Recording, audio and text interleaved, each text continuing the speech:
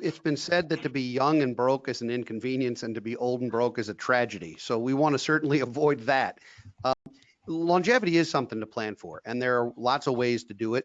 Generally speaking, and I go through in the book 3 different strategies for utilizing money. And I know you're an RICP and you did some of the same education I did. So this is going to sound familiar to you, but maybe not to your audience. Depending on the withdrawal rate that is required in order to pay the bills and live with dignity, that withdrawal rate will govern the strategy that makes, or strategies that make the most sense for you. So if you've built a big enough nest egg that you can live on 1 or 2% of it every year, it's total return. It can be in one bucket and you just pull a little out and you expect that over time you're going to out earn what you're pulling out net of inflation. If on the other hand, you're more at 4 or 5%, 4% call it, you need to start segregating assets. And in this case, it's been called the bucket strategy. It's been called the time barbell. It's got all kinds of names, but really what it means is you have some money that's going to get you through the next 5 years, some money that's going to get you through the 5 after that, and then you still have long-term money so that you can continue to grow it. Because it's not just that you need a level income for all those years, you need to keep up with inflation. Welcome to Money Matters, where we unravel the mysteries of financial freedom and redefine the journey to retirement. In today's special episode, we're diving into a conversation that could very well change the way you look at your financial future. Imagine a world where retirement isn't the finish line, but rather a graduation into a life where your wealth works for you, providing security, freedom, and endless opportunities for growth. Sounds intriguing. Stay with us because you don't want to miss a single minute of this. I'm Chris Hensley. I am your host today, and joining us is none other than Eric Brotman, the visionary behind Don't Retire, Graduate. Eric is not just the CEO of BFG Financial Advisors with a legacy that spans over 2 decades. He's a pioneer who's redefining retirement planning, making it accessible and achievable for everyone. With the launch of the 2nd edition of his game-changing book, we'll explore not just how, but the why behind his approach. And trust me, by the end of the show, you'll be looking at your financial planner in a whole new light. Thank you, Eric. Thank you so much for joining us this morning.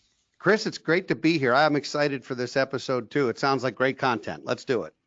Absolutely. And, just to share with listeners, we met at the Future Proof event. And, that was, before we hit record here, we started talking a little bit about that and just a fantastic industry event there. And literally, this is old fashioned networking, right?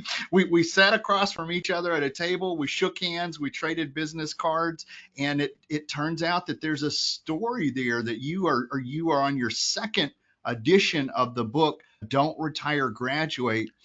With that book coming out, with this new release, what new insights or updates can readers anticipate in comparison to the 1st edition?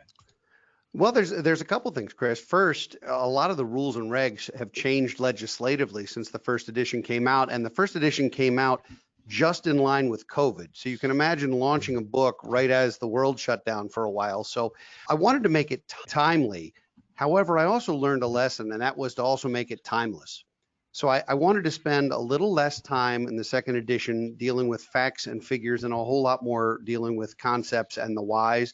I do think it's an easier read. I think it's a better read. And at the end of the day, I think it is going to change some lives and impact people. So it is up to date for 2024, but it's also written in such a way that I don't have to feel like I need to redo it just because Congress shifts in November or what have you. I love it. And we know, being in the industry, that stuff changes on a daily basis. So trying to keep up with everything there, but that's fantastic. So the writing environment, you were in the middle of the pandemic when the first one was released. And so there's, you've made these updates with the rules and the regulations there. In your experience, what are the most common misconceptions about retirement planning, and how does your approach in Don't Retire, Graduate address these? Well, I think you mentioned it in the opener. The biggest misconception is that this is the end, that you get your first job and you start retirement planning as if that's going to be an end date and you've hit that target and you're finished. And really, that is an antiquated concept that comes back from the days when 65 was old and 72 was about as old as we got. So it's one thing to have 7 years, often unhealthy, in retirement as an end. But people today are living a lot longer and a lot better. And if you're 60 or 65 or 70 or what have you, you could still have almost half of your adult life left. I mean, there are people turning 108. And while I know not everyone will be blessed with that kind of longevity, we have to prepare for the possibility that we are. And so that means having something to do. You can't rely on daytime TV and shuffleboard for what could be 30 years. It's just not going to work. So the financial end of it is different because we have to afford a longer period of time. But the non-financial piece of it is very significant because if you're not engaged, if you're not a successful retiree, which is different than being a financially independent retiree, if you're not successfully retired, and I put that in quotes, then you're missing the boat. I'm hearing that successful retiree doesn't necessarily go with the dollar sign. Not that that's not a thing, but being successful, you shared with us people, what an important message. People are living longer. Oh, yeah. You gave the example of 108. My grandmother's 96 and she's on Facebook still. So, this is a real thing. And you led with the idea that this is the end. It's not necessarily the end, right? 65 is just getting started. People are living longer. The idea of becoming inactive, sitting in front of the television and getting in the lazy boy is not a good retirement plan. Let's pivot a little bit and just talk about financial independence. Mm-hmm. Financial independence is a goal for many, yet the path can seem daunting. Could you outline maybe a basic roadmap for achieving financial independence at different stages of life? Absolutely. And first of all, Chris, I think it's real important to remember that it's never too late to start. Yes, it's better if you start early, but there are lots of forces upon us where if you're 35 or 40 or 45 and you really haven't done what you feel you need to do, it's not too late. There's always a way to improve tomorrow. So in terms of the different stages of life, when you're first getting started, the biggest thing to do is to avoid adverse debt. Young people get in enormous trouble, whether it's student loans or consumer debt, credit cards, car notes, all kinds of things. And if you are trying to build wealth, it is not great to start building your foundation when you're in a hole. You want to begin that at least zero, not at a negative net worth position. So I think be really cautious with student loans and other borrowing when you first get started. As you get older and you start thinking about a first home and maybe a spouse, maybe kids, your life starts to change. You really have to open lines of communication and work together. It still does take a village, and we are with our extended families. You need to make some decisions around that, and then you get into your sandwich generation, and that's me, us proud Gen Xers. We got parents getting older, and we're worried about them. We've got kids to educate, and we're worried about them, and we're working 50 and 60 hours a week, and a lot of times that means starting to look at other ways to manage your finances than trying to do it yourself. And it's not to suggest that it's not always possible to do it yourself. You and I both know there's nothing we do that's neurosurgery, nothing. But having both the ability and the interest and the time to do it and do it well, I think is where you start looking at that. And so as you get into what I call the junior year, because we use Don't Retire, Graduate is freshman, sophomore, junior, and senior years of your financial life. The junior year is where your income's at its highest. It's where you have to start thinking about taxes in a different way. Taxes when you're 22 are annoying. Taxes when you're 52 are unbelievable. And so understanding that as your income goes up, so does your pound of flesh. And then you get into the senior year, and senior year, I don't want to use that like senior citizen. It's not. The senior year, yes, you're doing some legacy planning, but that's more than money. That's making sure you're leaving behind visions and values and stories and things that matter a lot more than things. The legacy that you leave behind, whether it's philanthropy or whether it's family values or whether it's some type of tradition or some type of business or some type of immortality. And not to be creepy or anything, but we all sort of want to live forever in some way, and there's lots of ways to do it. And I think there's better ways than slapping your name on a building that 20 years from now no one will know who you were anyway. I love it. I love it. You know, I started taking notes here and I'm like, I'm going to have to get the book. This is a lot of good information here. So, okay. And you shared a lot of really good stuff. I totally agree. You started with the idea of when you're getting just started in life to avoid debt. You know, you got the student loans there, but trying to build wealth that can really only just be a roadblock. So be careful with that. And then you gave us the junior years. You talked about taxes, how taxes become more than just a little painful, and then taking us all the way to the senior years. And when you said senior, you're talking about leaving a legacy, and the legacy doesn't have to be a dollar sign either. It can be values. It can be oral tradition with families and that sort of stuff. Very, very important, impactful things for listeners. I love it. I love it. I'm going to get your book and read it because I started taking enough notes here. I was like, all right, I'm just going to get the book. Fantastic. And I would encourage listeners to do the same here. So let's talk about, now in the past, you've spoken about the importance about preparing for the next recession, right? From your perspective, what are the key financial moves individuals should make to fortify their finances against future economic downturns? Some of this depends on the season of life too. I mean, you know, when you're 25 and when you're 65, these things hit differently also.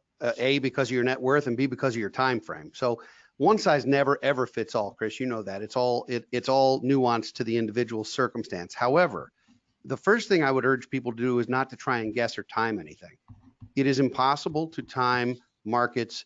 It's been proven time and time again. You just can't do it. And if you miss the best 10 days in a 20-year market cycle, you've missed most of the upside. And so at the end of the day, instead of trying to time your way in or out of investments or markets, it is much better to make sure that you're prepared for the opportunities or the challenges created by economic downturns, recession, certainly being one of them. So when you're a young person, what that means is automate your savings and investing. Be doing something every paycheck, every month, dollar cost average, whether it's your 401k or a health savings account or a brokerage account or whatever it is. Do it regularly. And if the market starts to drop, remember that you're now buying the same thing you liked before, but you're buying it on sale. When there's a sale at Macy's, there's a line around the door at 4 o'clock in the morning. And when there's a sale on Wall Street, people think something's defective. If you can get the same thing you liked yesterday for less price today, keep doing that. Now, the caveat there is when you're not a buyer, because there's only three kinds of investing. There's buying, there's holding, and there's selling. If you're a buyer, a recession actually winds up being good for you. I know it sounds bizarre, but if you keep your process going, it winds up building significant wealth. If you're a holder, what it does is it costs you time. Because you look back at 08, 09, it took almost 5 years to recover from that. And so people who weren't buying and weren't taking advantage of that really lost 5 years. And a lot of them had to work longer than they expected, which was unfortunate. Some of them, some of them really struggled from that. And it did push our working lives longer for a lot of boomers. So the best way to handle that is to try and continuously be a buyer, even if it's within your account, even if you can't afford to be putting significant money aside as you get to that stage. Make sure that you have dry powder, you have cash in that account that you can continue to buy with. That dollar cost averaging doesn't have to be new dollars. It can be recycled dollars that are already yours. And then if you're a seller, you have to be the most cautious, because I liken your financial independence to an orchard. You have all these trees and they bear fruit. And if you take care of the trees, they bear fruit every single year, and you can pick and eat the fruit all you want. If you're selling in a down market, you're chopping branches off or even chopping trees down, which means every year you're going to have less and less and less fruit, and it's a recipe to run out of money. So instead of doing that, have a 5 to 10 year, and yes, I said 5 to 10 years, 5 to 10 years of relatively secure expenses covered.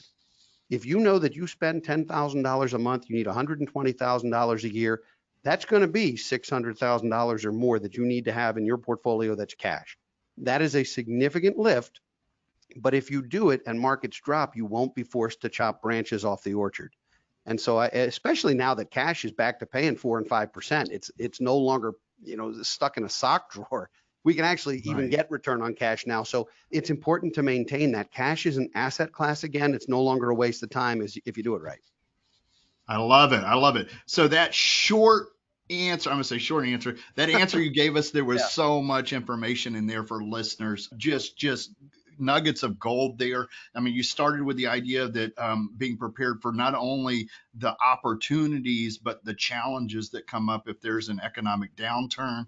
You talked about it's time in the market, not timing. The idea that people are buying when things are on sale. The idea of dollar cost averaging, very strong. And you even mentioned that you made reference to 2008, 2009 when the market was down. People continued having to work longer, but you made the point that if they continue to be a buyer during that time, they're still buying things while they're on sale. And you use the word automate, the idea that people should be able to kind of get their savings going and set it and forget it, right? Put it on automatic there. I love it. I love it. Fantastic information. A lot of really powerful points there. Let me ask you about the idea of outliving your money, because we talked earlier, I'm right down the street from the medical center here in Houston. Each and every day they're discovering cures. People are living longer. It's just a fact. So the concept of not outliving your money it's crucial in retirement planning. Can you share some strategies or principles that ensure long-term financial security? Well, I can certainly try. It's been said that to be young and broke is an inconvenience and to be old and broke is a tragedy. So we want to certainly avoid that. Longevity is something to plan for, and there are lots of ways to do it. Generally speaking, and I go through in the book 3 different strategies for utilizing money. And I know you're an RICP and you did some of the same education I did. So this is gonna sound familiar to you, but maybe not to your audience. Depending on the withdrawal rate that is required in order to pay the bills and live with dignity, that withdrawal rate will govern the strategy that makes, or strategies that make the most sense for you. So if you've built a big enough nest egg that you can live on 1 or 2% of it every year, it's total return. It can be in one bucket and you just pull a little out and you expect that over time you're going to out earn what you're pulling out net of inflation. If, on the other hand, you're more at 4 or 5%, 4%, call it, you need to start segregating assets. And in this case, it's been called the bucket strategy. It's been called the time barbell. It's got all kinds of names, but really what it means is you have some money that's going to get you through the next 5 years, some money that's going to get you through the 5 after that, and then you still have long-term money so that you can continue to grow it. Because it's not just that you need a level income for all those years. You need to keep up with inflation. And in this country, we'd forgotten inflation. Remember that? Remember Jimmy Carter? You had forgotten inflation and it's back. And now you go to the grocery store and you're like, holy cow, what just happened? And so you need to be able to keep up with that also. If you are north of that, if in order to reach financial independence and not outlive your money, you're requiring more than a 4.5 or 5% withdrawal to do it, you have to start looking at income streams and trading principal for income. That might mean ways to utilize your pension. It might mean using annuity type vehicles or other insured vehicles to create an income. It might mean strategies like reverse mortgages or lines of credit or other things to utilize and untap the equity in your home so you can continue to live with dignity. All of these strategies scare the heck out of people because the media tells you the terrible stories. And what I would say, Chris, is did you hear about Flight 236 from Cleveland this morning? And the answer is no. And that's because it landed fine. And so it didn't make the news. You only hear about the one that doesn't go right. When you're dealing with those strategies, and a reverse mortgage is a perfect example, people are horrified. The bank's going to take their home. This is going to be a disaster. The truth is it's just a tool, and it can be a tool that's appropriate for you, or it can be a tool that's inappropriate for you. And having someone advise you who is not selling reverse mortgages is what matters. Let a third party, your financial advisor, your accountant, your attorney, your whole team of people, whatever that looks like, let them help look at that in a way that is not creating revenue for them. Because unfortunately, you deal with salespeople, there's an incentive to have a deal close or to get a piece of business done. To avoid that is really important. That doesn't mean they're not good. They can be terrific in the right situation. But really, once you're north of 5% withdrawals, unless you're well over 80 at the time, you really have to start looking at income options. I love it. I love it. So these are definitely concepts that people need to get familiar with. And you said it's either you have that amount of interest that you're able to spin off and not dip into your principal, or if you're dipping into principal, you better darn right well start looking at some of these other options as well if it moves further down. So fantastic strategies there. I want to ask you, I want to pivot again because you, and I can see it in the background there, I see Don't Retire, Graduate. You have had your podcast for many years before in the past here, and that podcast you offer, wealth of knowledge for listeners. What inspired you to start that podcast, and how does it complement the themes of your book? Well, I went to FinCon, which is a conference for media and financial folks, and I learned a lot about the podcast universe. And I realized that it was an amazing way to not only get a message across and to reach an audience, but also to interview amazing people and reach one another's audiences, much like we're doing today, which is wonderful. So I hosted the show for 5 years and had 100+ episodes. And in each episode, as the show developed, I started asking grown people what they wanted to be when they grew up. And not necessarily what they wanted to do, but what they wanted to be. And we got in some really great conversations about qualitative things. We certainly had some financial experts on the show over the years, but most of the time it was stories. It was people sharing how they bootstrapped to start a company, or how they got out of a bankruptcy, or how they built significant wealth and created a legacy. And just interviewing really interesting people and getting awfully human with them was terrific. So the book and the podcast have the same title because the messaging here is that retirement should be a stepping stone to the next amazing chapter of life. It should not be the end. And those were the kind of guests we worked with, and it was wonderful. And I've concentrated this year in the book edition, the second book edition, but I think the podcast will be back at some point because I miss it. It was a wonderfully fun thing to do every week, to talk to somebody who shared stories and shared insights and shared themselves with our listeners. So I think it'll be back. Stay tuned. No launch date. I'm smiling because I know it gets in your blood, and it kind of you maybe take a hiatus, but it kind of sticks there. So, and just to share with the listeners, I had heard about FinCon before, but when we were at Future Proof, this was the first time I had heard from a financial advisor telling me, hey, this is a great conference. This is something you need to check out. So I took that. It's in the back of my head here, and I might have to go visit. So, well, it's in Atlanta this fall, and it is it is eye-opening because there might be 3,000 people there, and a very small minority are the financial advisors. Most of them are content creators, writers, bloggers, YouTubers, videographers, and ghostwriters, all kinds of different folks who are creating content, and they're all just an amazing community. It's such a great group of people. I felt at home immediately, despite having no idea what I was doing there the first time I went. I love it. I was like lost, but a year later, I was asked to speak about that experience. And so on our consulting website, there's a talk I gave at FinCon about being sort of the new financial advisor, trying to create influence. And I've had a lot of people watch that, and it's pretty funny, actually. It's all the things I did wrong that you can just laugh at me. So BrotmanConsultingGroup.com has that video on the homepage, and you can laugh at me all you want. That's part of the fun. I'm going to go check it out. What you just described, financial advisors who need to be better at content. There's a lot of us out there. So this sounds like something I need to check out. I love it. I love it. Now that does lead us into the idea that, a lot of the concepts we deal with are really complex, and it's the idea of bringing those to making those complex concepts simpler. Financial planning often seems geared towards those already well off. How do you make financial planning accessible and beneficial for people across different income levels? That's a phenomenal question. And it's something our industry is grappling with, because there are so many firms out there that are expecting clients to have a specific net worth or specific manageable assets, or they won't even talk to you. And I find that frustrating, and for the public, a huge put off. Imagine being told, no, you're not good enough to come work with us now, but don't worry, once you get there, we'll be calling you. I feel like that's the wrong message to send. So at our firm, we have a private wealth management service for our higher net worth clients, but we also have what we call financial planning for all, which reaches folks without a minimum for assets on a flat fee engagement basis, where you can get a basic financial plan and start building these things.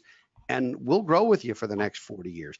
I might not be sitting here 40 years from now, but we will, because there's 8 advisors. We've got a very young, talented team, and we really do try and meet people where they are. So we've created that. We've also done a lot of financial literacy work, Chris, trying to put content out that's free white papers, free financial literacy course that's an online course that's available on our site. We have a library and a university on our site just to give resources to the public. And, that's rewarding for us. I hate the idea of saying, sorry, you're not good enough to work with us. That's just not who I am. I won't do it.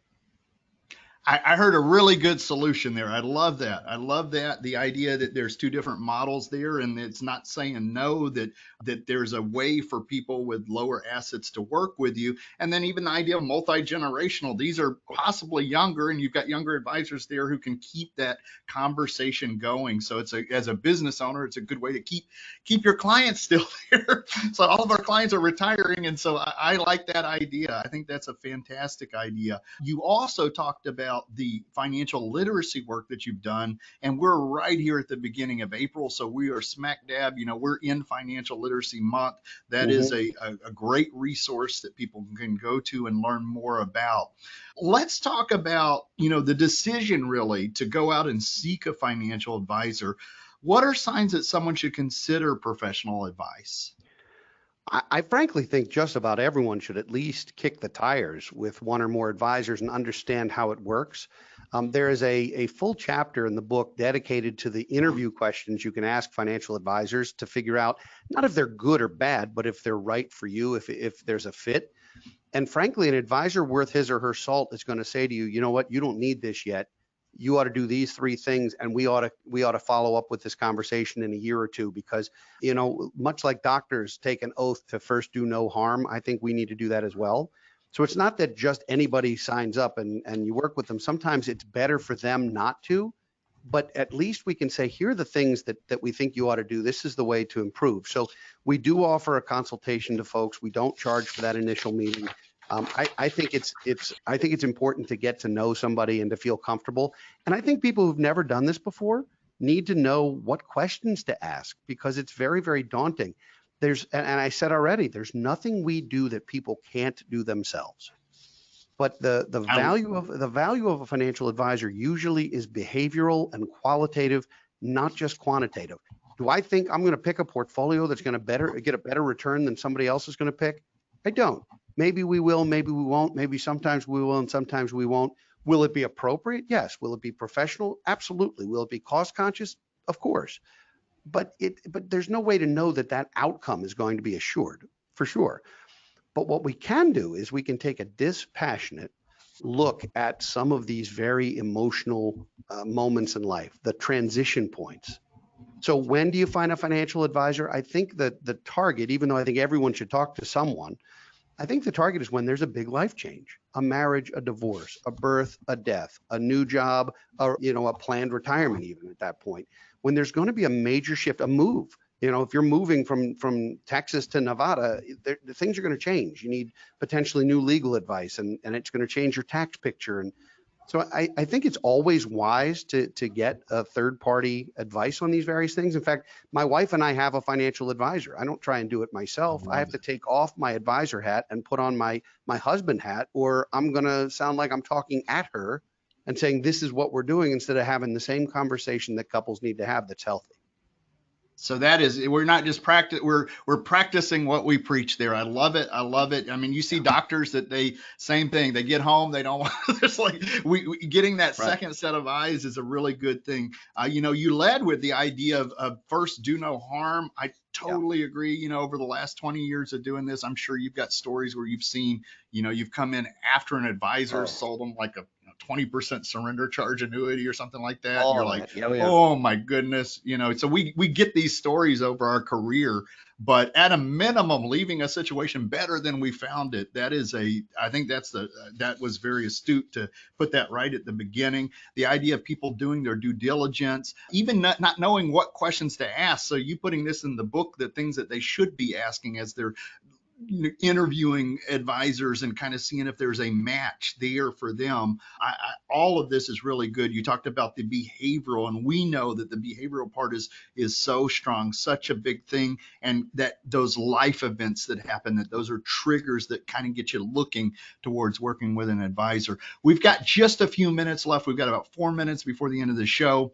Let's talk some more about the book here. You know, in the book, you discuss steps to take at each phase for financial independence. Could you give us an example of some actionable steps someone in their 30s or 40s should consider? Well, your 30s and 40s, that's basically in most cases your sophomore year, because you're not the new kid at the first job, but you're also not in your highest earning years yet usually. And most of the time, that's when you're going through big life changes. You're considering a spouse, you're considering a house, you're considering kids.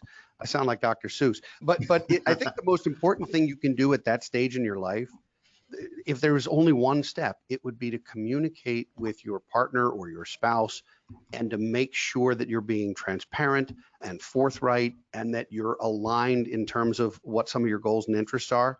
There's certainly lots of check boxes, things to do. Oh, let's max our retirement plan, or let's do this or that. Those are tactics. But strategically speaking, I think having open communication with your spouse or partner, at least, potentially with others, but definitely with your spouse or partner, I think that makes sense, because if you're pulling in different directions, you're not rowing together, you're not getting anywhere. Yep. Great advice. That's not just financial advice, that's relationship advice there, right? You have to be on the same page. People have to talk about these things and some of these difficult conversations. If you don't have them, it's going to be just worse off down the road. So I think that is a fantastic thought to leave with today. We're right here at the end. I want to ask you two more questions here. One, for listeners who want to find out more about you and the book, what's the best website for them to go to? Best website is brotmanmedia.com. There you can find our white papers, our free courses and resources, a link to buy the book and the workbook. The workbook actually takes you through 21 exercises to build a financial plan. And so that's the best place to go. And one of the white papers, one of the free resources is called What is FP? And it's what is financial planning? And it's part of that interview and part of what planning should be and what it isn't. And that's free to anybody who's interested in getting started. I love it. I love it. And then the last minute here, so I'm making use of my whole time here. In the last few minutes here, what have I forgot to ask you that you'd like to leave listeners with today?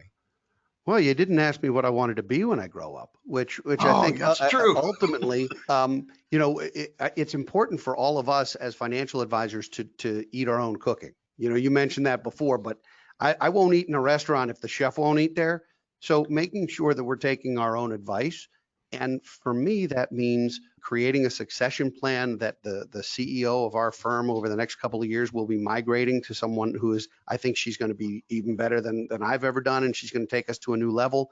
It means evolving my own career.